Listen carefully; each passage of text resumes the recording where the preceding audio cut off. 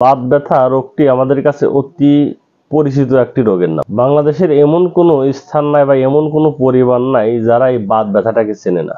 বাত রোগটি একক কোনো রোগ নয়, একই প্রজাতির বিভিন্ন প্রকার অর্থাৎ প্রায় 100টি রোগের সমষ্টিতে এই বাত রোগের সৃষ্টি হয়।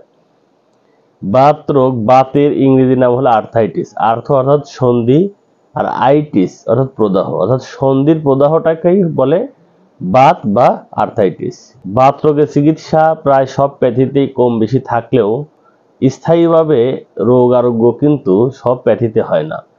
তাই বাত রোগের উপর হোমিওতে অনেক ওষুধ রয়েছে যা একটি রোগীকে সম্পূর্ণ আরোগ্য করতে সক্ষম।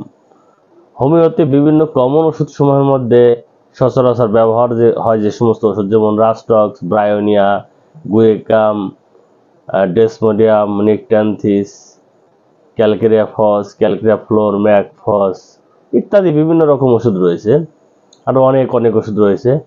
আমি আজ আলোচনা করব মূলত একটি ওষুধ নিয়ে, নিকট্যান্থিস।